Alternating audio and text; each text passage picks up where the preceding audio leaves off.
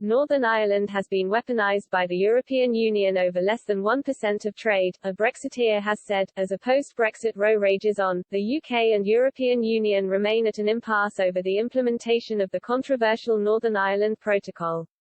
The mechanism was created to prevent a hard border on the island of Ireland and ties Belfast to the EU customs union and single market. The legalisation has effectively placed a trade border down the Irish Sea, resulting in chaos and increased red tape on goods travelling between Northern Ireland and Great Britain.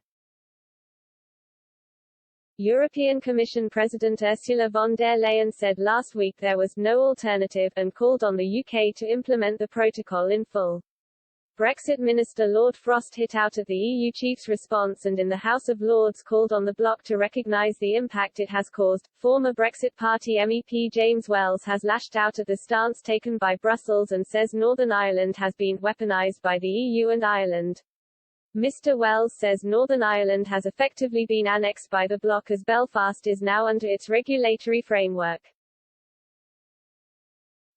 The former MEP for Wales pointed out the protocol may have even breached the Act of Union and/or undermined spirit of the Good Friday Agreement.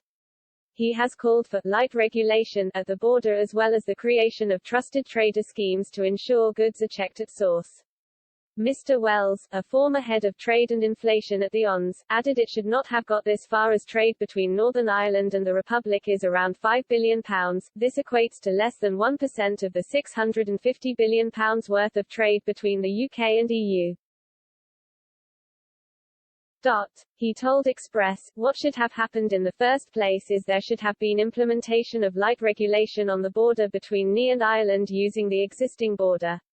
The Good Friday Agreement acknowledges the existence of the border. So the border itself is not the issue, annexation of Northern Ireland is.